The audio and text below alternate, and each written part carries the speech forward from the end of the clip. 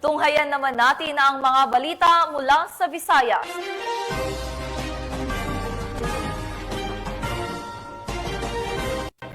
Nasabat ang mahigit 10 milyong pisong halaga ng shabu mula sa isang high-value individual sa ikinasang buy-bust operation ng PNP sa Mandaue City.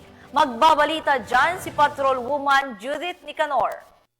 Himas rehas ngayon ang isang high-value individual matapos makuha ng 10 milyon at 200,000 halaga ng hinihinalang shabu sa isinagawang buy-bust operation sa Barangay Subandaco, Mandaue City, Cebu nito lamang nakaraan.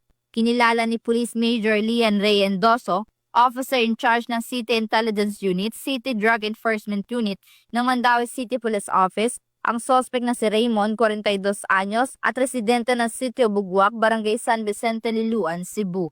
Isinagawa ang buy-bust operation ng mga operatiba bandang alas 8 ng gabi na nagresulta sa pagka-aresto sa suspect at pagkakumpiska ng siyam na pakete ng hinihinalang shabu na may kabuuang timbang na 1.5 kilo at may standard drug price na 10 milyon at 200,000 piso, isang Android cellphone, backpack at buy-bust money. Nasa kustodiyan ng Police Station 1 MCPO ang suspect para sa dokumentasyon at tamang disposisyon. Patuloy naman na pinapaigting ng buong hanay ng Mandaue City Police Office ang kampanya kontra iligal na droga para sa pag-unlad at pagkamit ng isang maayos, ligtas at mapayapang bagong Pilipinas. Mula dito sa Central Visayas, ako yung Police News Network Correspondent Patrolwoman Judith Nicanor, lagad ng batas, tagataguyod ng Balitang Pulis.